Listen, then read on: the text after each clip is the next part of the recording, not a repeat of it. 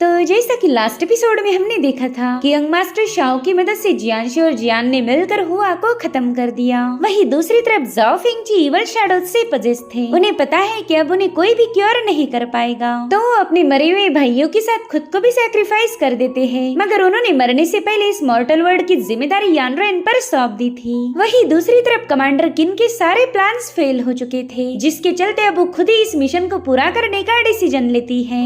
अब आगे तो इस एपिसोड की शुरुआत से सीन से होती जहाँ पर यानरेन शुआनजेन सेक्ट पहुंच चुका था। ये वही जगह है जहाँ पर यानरेन को मास्टर जू ने दिया हुआ लेटर डिलीवर करना था। हालांकि यानरेन ने नोटिस किया कि वहाँ पर तो उसे एक भी डिसाइपल नजर नहीं आ रहा और सोच में पड़ गया कि पता नहीं यहाँ के सभी डिसाइपल्स कहाँ चले गए। इसलिए यानरेन अब मेन गेट की तरफ आगे बढ़ ही रहा था कि तभी किसी ने मेन गेट को ओपन कर दिया, जिसके चलते यानरेन धड़ाम से नीचे गिर गया था। वेल उसके सामने शुआनजेन सेक्ट का एक डायरेक्ट डिसाइपल था जिसका नाम है ओजी। वो यानरेन को ग्रीट करते हुए बताने लगा कि मैं कभी से आपका ही इंतजार कर रहा था। तो यानरेन थोड़ा सा कंफ्यूज होकर उससे पूछने लगा कि आखिर तुम्हें कैसे पता चला कि मैं यहाँ पर आने वाला हूँ। जिस पर ओजी कह रहा था कि मेरे मास्टर मेन हॉल में आपका इंतजार कर रहे हैं, प्लीज मेरे साथ चलिए। जिसके बाद ओजी यानरेन को लेकर मेन हॉल में पहुँच गया। यहाँ पर यानरेन उसका शुक्रिया अदा करने ही वाला था कि तभी ओजी ने उसके मुँह पर ही दरवाजा बंद कर दिया। यहाँ पर यानरेन को ओजी का बर्ताव काफी ज्यादा अजीब लग रहा था। जिसके बाद वो देखता है कि मेन हॉल में तो मास्टर का कोई अता पता नहीं। तो यानरेन मास्टर का इंतजार करते हुए वहीं पर सोने लगा। जिसके बाद वो देखता है कि तकरीबन 1 घंटा बीत गया लेकिन मास्टर अभी तक उससे मिलने नहीं आए। तो यानरेन सोचता है कि शायद ये लोग बेवजह मुझे तंग कर रहे हैं। तो यानरेन जोर से कहने लगा कि शुआनजेन सेक्ट की तो मैंने काफी ज्यादा तारीफें सुनी है, लेकिन यहाँ पर तो कोई एक भी बंदा नहीं जो मेरे साथ ढंग से बात कर पाए। क्या आप लोग अपने मेहमानों को इसी तरह से ट्रीट करते हो? ये तो बिल्कुल भी एक्सेप्टेबल नहीं। और उतने में यानरेन देखता है कि वहाँ मौजूद हर एक चीज काफी तेजी के साथ शेक हो रही, जो देखकर तो यानरेन थोड़ा सा पैनिक हो गया। और तभी वहाँ का डोर ओपन होकर शुआनजेन सेक्ट के मास्टर यानरेन के सामने अपीयर हुए। साथ ही साथ हॉल में पड़ी हुई सभी छोटी मोटी चीजें मास्टर की तरफ फ्लाई करने लगी।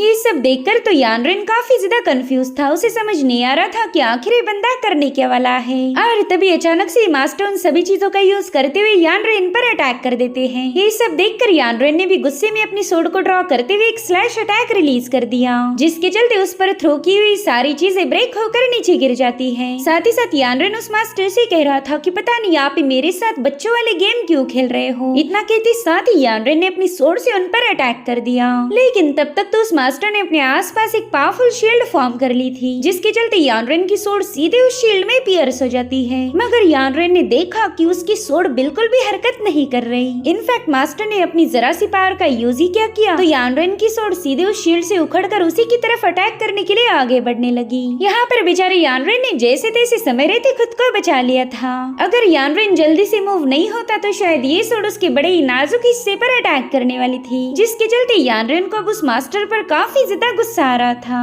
वो उस मास्टर से पूछता है कि बताओ तुम ये बेवजह मुझ पर अटैक क्यों कर रहे हो? क्या तुम्हें पता नहीं ये शुआनजेन सेक्ट का मेन हॉल है? अगर यहाँ के मास्टर को पता चला कि तुम मेरे साथ ऐसा बर्ताव कर रहे हो तो वो तुम्हें जिंदा नहीं छोड़ेंगे। लेकिन उस मास्टर ने तो यानरेन पर अपनी एनर्जी का अटैक करते हुए उसे हवा में फ्लोट करना शुरू कर दिया। उससे कह रहे थे बदतमीज लड़के, मेरी ही टेरिटरी में आकर तुम मुझसे जबान लड़ा रहे हो। क्या तुझे अपनी जिंदगी से जरा भी लगाव नहीं है? और अब वो अपनी फिंगर से इशारा करते ही यानरेन को नीचे पटक कर अपनी तरफ घसीट लेते हैं। अब यहाँ पर मास्टर मजाकिया अंदाज में यानरेन से कहने लगे कि अरे वाह, तुम तो काफी ज्यादा बड़े हो गए। लास्ट टाइम जब मैंने तुम्हें देखा था तब तुम इतने से बच्चे थे और जोर जोर से रो रो कर हमारा दिमाग खराब कर रहे थे। जो सुनते साथ ही यानरेन कंफ्यूज होकर कहने लगा कि शायद आप ही हो शुआनजेन सेक्ट के मास्टर ली सुवेई। आप ही से तो मिलने के लिए मैं यहाँ आया था। अब ये सीन यहीं पर कट होकर हमें शुआनजेन सेक्ट के डिसाइपल दिखाए गए, जो कि माउंटेन पर पहरा देकर वापस आ रहे थे। मगर उतने में ही उन पर किसी ने अटैक कर दिया। उनके सामने एक पजेस डिसाइपल था जिसने अपने ही साथियों को मारना शुरू कर दिया।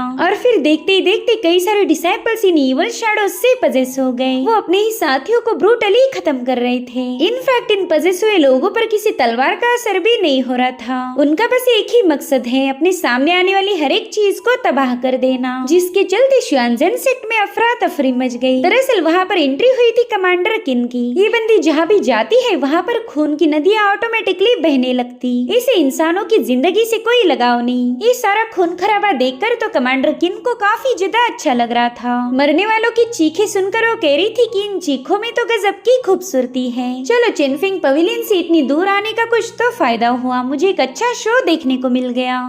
तब तक उजी ने उसके लिए मेन डोर ओपन किया। वो देखता है कि कमांडर किन ने उसके ऑलमोस्ट सभी डिसाइपल्स को अपने वश में कर लिया था। तो उससे कहने लगा, कमांडर ये सब करने की आपको कोई जरूरत नहीं थी, आपने तो बेवजह ही इन लोगों पर अपनी इवल पावर जाया कर दी। जैसा कि मैंने आपसे वादा किया था, मेरे शुएनजेन सेक्ट के दरवाजे आपके लिए हमेशा ओपन रहेंगे। तो कमांडर किन उससे कह रही थी कि डाओइस्ट उजी, अच्छा हुआ कि तुमने समय रहते मुझे वो लेटर भेजा, वरना तो यानरेन को अपने हाथों से खत्म करने का इतना अच्छा मौका मेरे हाथ से चला जाता। वैसे तुमने मेरा साथ देकर अपने ही मास्टर को धोखा दिया, तो क्या तुम उस बुड्ढे को फेस कर पाओगे? जिस पर उजी कह रहा था, कमांडर आपने मुझे इस सेक्ट साफ करने में मदद की, साथ ही साथ आप मुझे शुएनजेन का अगला सेक्ट लीडर बनने में भी हेल्प करने वाली हो, इसलिए आपको खुश करने के लिए तो मैं किसी भी हद तक जा सकता हूँ। जो सुनकर कमांडर किन काफी ज्यादा खुश हो गयी। इधर मेन हॉल में मास्टर सुवे यानरेन को अपनी एनर्जी में जकड़कर इधर उधर पटक रहे थे और ये काम करते हुए उन्हें काफी ज्यादा मजा आ रहा था। यानरेन का सिर इधर उधर पटक पटक कर मास्टर से कह रहे थे कि बच्चे तुम तो मुझे काफी ज्यादा इंटरेस्टिंग लगे।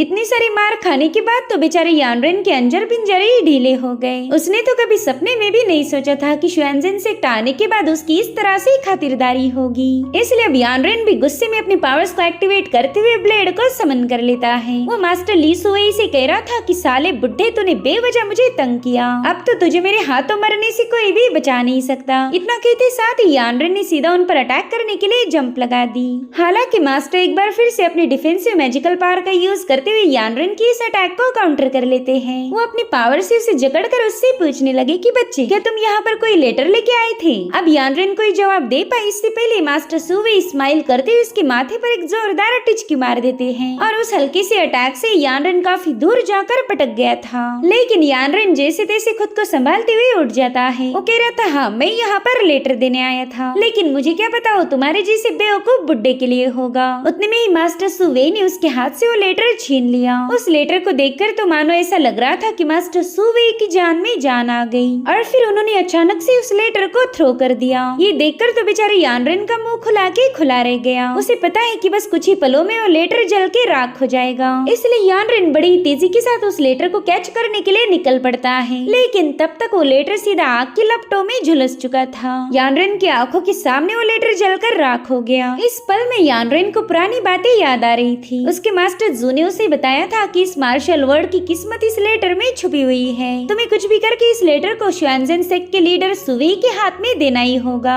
साथ ही साथ उसे ये भी याद आया कि कमांडर किन भी इस लेटर को हासिल करने के लिए काफी ज्यादा बेताब थी और मास्टर ने इस लेटर को महफूज रखने के लिए खुद की जान दांव पर लगा दी। इतना ही नहीं, इस मिशन को पूरा करने के लिए जाओ फिंगची भी मारे गए। लेकिन जब यानरेन ने वो लेटर सुवे के हाथ में डिलीवर किया, उन्होंने उसे बिना पढ़े ही जला दिया। ये सब देखकर यानरेन काफी ज्यादा इमोशनल हो गया और रोते हुए कह रहा था कि सब कुछ खत्म हो गया। अब यहाँ पर यानरेन मास्टर सुवे पर काफी ज्यादा भड़क गया था। उनसे पूछता है कि क्या आपको जरा भी अंदाजा है इस सफर में मैंने कितनी सारी मुश्किलों का सामना किया था? इस लेटर को प्रोटेक्ट करने के चक्कर में न जाने कितने सारे लोग मारे गए, पूरा के पूरा चोंगशू टाउन बर्बाद हो गया, मेरे मास्टर घायल हो गए। इतना ही नहीं, मैंने अपने बड़े भाई जाओ फिंगची को भी खो दिया। ये सब सुनकर मास्टर सुवे काफी ज्यादा मायूस हो गए। वो कहते हैं कि मुझे जाओ फिंगची की मौत का काफी ज्यादा अफसोस है। ये हेवंस कभी हमारे जैसे हीरोज पर कोई रहम नहीं दिखाता।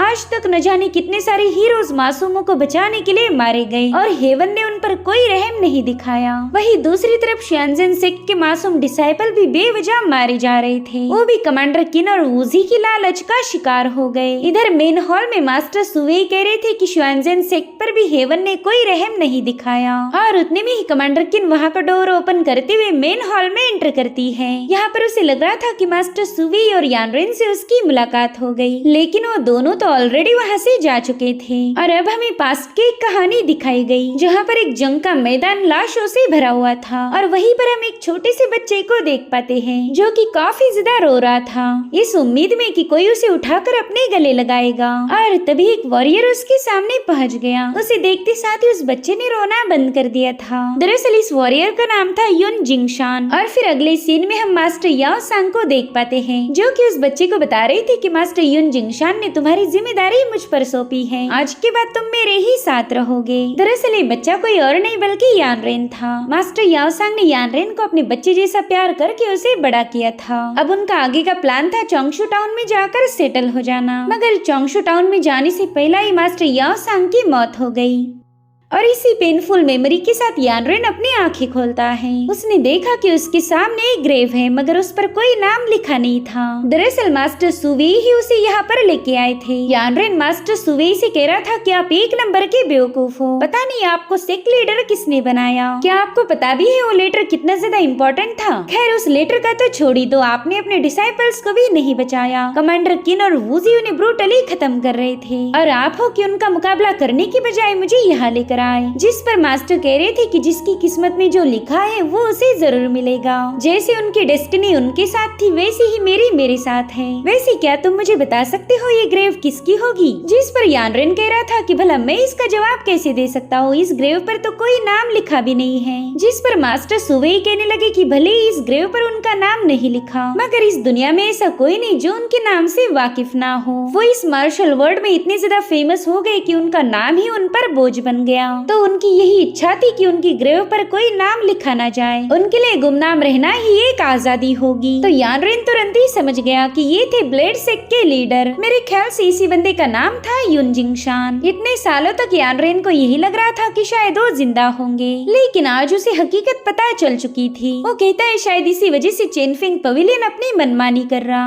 अब यानरेन इसी बारे में सोच रहा था कि तभी मास्टर सुवेई ने अचानक से उस पर अटैक कर दिया। ये हमला इतना ज्यादा खतरनाक था कि यानरेन सीधा उस क्लिफ से नीचे गिरने लगा। मास्टर सुवेई उससे कह रही थी कि चलो तुम इतनी दूर आ ही गए हो तो क्यों ना तुम्हारी असली स्ट्रेंथ को चेक किया जाए। उस लेटर को यहाँ तक डिलीवर करना काफी ज्यादा मुश्किल था। अगर तुम वो काम कर पाए तो जरूर से तुम में कोई बात होगी। इधर यानरेन काफी ज्यादा सरप्राइज्ड होकर कह रहा था कि आप एक नंबर के पागल इंसान हो। और अब यानरेन फटाफट से अपनी सोड को निकालते हुए उसकी सोड एनर्जी से सीधे क्लिफ पर वापस पहुंच गया। साथ ही साथ यानरेन की किंग हे सोड भी उसके पास वापस आ चुकी थी, जो देखकर मास्टर सुवेई स्माइल करने लगे। उससे कहते बच्चे मुझे तुम्हारी स्किल्स ठीक ठाक लग रही। यहाँ पर यानरेन को मास्टर पर काफी ज्यादा गुस्सा आ रहा था। उनसे कहता है खड़ूस बुढ़े, इस बार तो तूने अपनी हद पार कर दी। मैं काफी देर से तेरी हर एक हरकत को सहन कर रहा हूँ, लेकिन अब बात हुआ, अब मैं भी तेरे साथ असली वाली फाइट करूंगा। यहाँ पर यानरेन ने हवा में जंप लगाते हुए सीधे मास्टर सुवेई पर अटैक कर दिया था, लेकिन वो बड़े ही कुल अंदाज में साइड में हटकर यानरेन के अटैक को डॉज कर देते हैं। इसलिए यानरेन ने तुरंत ही उन पर एक सेकंड अटैक करने की कोशिश की, लेकिन मास्टर ने अपने हाथ से उसकी सोड को होल्ड कर लिया था,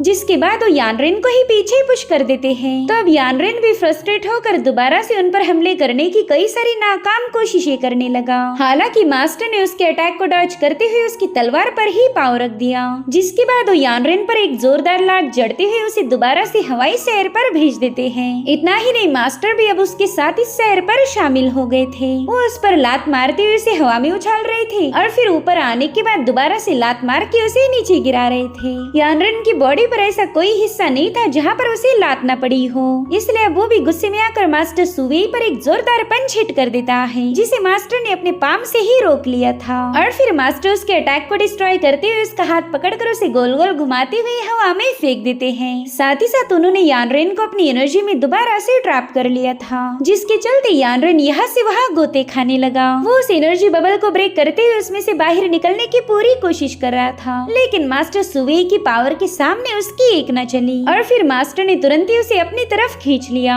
यहाँ पर मास्टर ने यानरेन पर एक जोरदार पंच हिट कर दिया था। साथ ही साथ यहाँ पर काफी स्ट्रॉन्ग एनर्जी वेव रिलीज होने लगी, जिसके बाद मास्टर सुवेई ने यानरेन पर एक जोरदार पाम अटैक करते हुए उसे दोबारा से क्लिप पर पटक दिया। यहाँ पर यानरेन की हालत तो काफी ज्यादा खस्ता हो चुकी। उतने में ही मास्टर सुवेई उसके सामने आ जाते हैं। उतने में ही यानरेन ने जैसे तैसे आगे बढ़ते हुए उनका पाव पकड़ लिया। साथ ही साथ वो अपनी एनर्जी का यूज करते हुए अपनी सोड को भी समन कर रहा था। उसकी ब्लेड अब काफी तेजी के साथ इधर उधर स्पिन हो रही थी। साथ ही साथ यानरेन जाओ फिंगजी ने उसे जो भी बातें सिखाई थी वो सारी दोहराने लगा। वो कहने लगा कि हमारे मेंटल फोर्स में इतनी ज्यादा ताकत होती है कि हम इस कुदरत की हर एक चीज को एक ब्लेड में बदल सकते। अगर हमारे हाथ में तलवार ना भी हो तो भी हम एक तलवारबाज को हरा सकते। यहाँ पर मास्टर सुवेई तो बस उसकी ब्लेड को स्पिन होता हुआ देख पा रहे थे और उतने में यानरेन की ब्लेड ने अचानक से उन पर अटैक कर दिया। हालांकि मास्टर समेरे ते बेंड होकर खुद को बचा लेते हैं, मगर तब तक यानरेन उनके दोनों पाँव को उठाकर उन्हें गोल गोल घुमाते हुए सीधे क्लिफ से नीचे फेंक चुका था।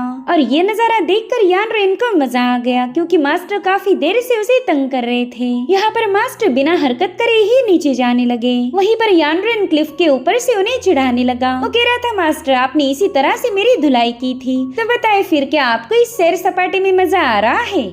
लेकिन यानरेन की खुशी एक ही सेकंड में गायब हो गई, क्योंकि मास्टर सुवेई कोई हरकत नहीं कर रहे थे। इसलिए वो काफी ज्यादा पैनिक होकर मास्टर को बचाने के लिए रवाना हो गया। वो अपना हाथ आगे बढ़ाते हुए कह रहा था कि मास्टर प्लीज होश में आ जाएं। यहाँ पर यानरेन उनका हाथ पकड़ने की पूरी कोशिश कर रहा था, लेकिन उतने में मास्टर सुवेई उसे देखकर हंसने लगे, जिसके बाद वो यानरेन पर एक जोरदार लात हिट करते हुए क्लिफ पर वापिस आ गए। बेचारा यानरेन उन्हें बचाने गया था और उल्टा वो ही पिट गया। यहाँ पर मास्टर सुवेई क्लिफ पर आने के बाद कह रहे थे कि बहुत अच्छे, ये लड़का मुझे पसंद आया। मेरी दोस्त ज़ाओ फिंगची, तुमने एक अच्छे बंदे को ट्रेनिंग दी है। हमारी इतने सालों की मेहनत आखिरकार रंग लाएगी। उतने में ही यानरेन अपनी सोड को समन करते हुए सीधे उस चट्टान में धसा देता है, ताकि वो खुद को नीचे गिरने से बचा ले। और अब वो काफी ज्यादा गुस्से में मास्टर सुवेई के सामने पहुंच चुका था। वो कहता है, बुड्ढे, इतनी देर तक मैंने बस तुम्हारे साथ थोड़ा सा टाइम पास किया, लेकिन अब हम दोनों को एक सीरियस फाइट की जरूरत है। इतना कहते साथ ही यानरेन ने अपनी किंग सोड का यूज करते हुए मास्टर पर एक जोरदार अटैक कर दिया। हालांकि मास्टर सुवेई उसके हाथ से ब्लेड छीनकर उसे काफी दूर फेंक देते हैं, और फिर उन्होंने यानरेन पर एक जबरदस्त पाम अटैक रिलीज कर दिया। ये हमला इतना ज्यादा भयानक था कि उस पूरे क्लिफ पर उनकी एनर्जी रिलीज होने लगी। और अब अगले सीन में हम देख पाते कि यानरेन के आसपास एनर्जी सर्कुलेट हो रही, और वहीं पर मास्टर ली सुवेई अपने कल्टीवेशन में बिजी थे।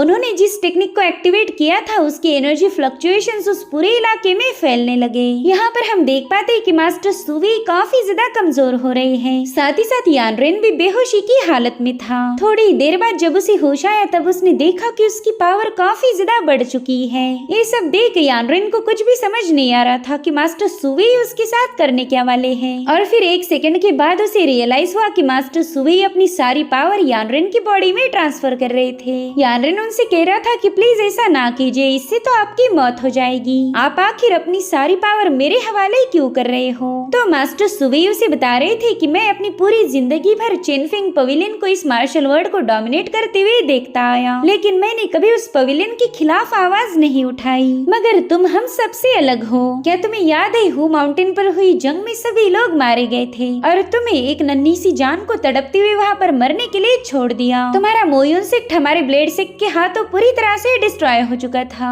अगर हमारे मास्टर यून जिंगशन चाहते तो तुम्हें भी मार देते, लेकिन वो इतने ज्यादा रहमदिल थे कि उन्होंने सीक्रेटली तुम्हें याओ सांग के हवाले कर दिया। इतना ही नहीं, याओ सांग ने भी अपनी जान पर खेलकर तुम्हें प्रोटेक्ट किया, जबकि तुम्हारी रगों में डिमोनिक सेक्ट का खून दौड़ रहा था। जब तक हमारे लीडर जिंगशान जिंदा थे, तब तक चेनफिंग पवेलियन अपनी हदों में था, लेकिन फिर अचानक से उनके इनर डीमंस उन पर हावी होने लगे। दरअसल तुम जो लेटर डिलीवर करने आए थे, वो हमारे मास्टर जिंगशान ने ही लिखा हुआ था, वो भी ठीक उनकी मौत से पहले। उस लेटर का एक ही मकसद था कि कभी उम्मीद मत छोड़ो। मास्टर जिंगशान का मानना था कि जो भी उन्हें रिप्लेस कर पाएगा, वही इस दुनिया की उम्मीद बनेगा। वही योद्धा इस दुनिया को अंधकार से बचाकर बनेगा अगला ब्लेड मास्टर।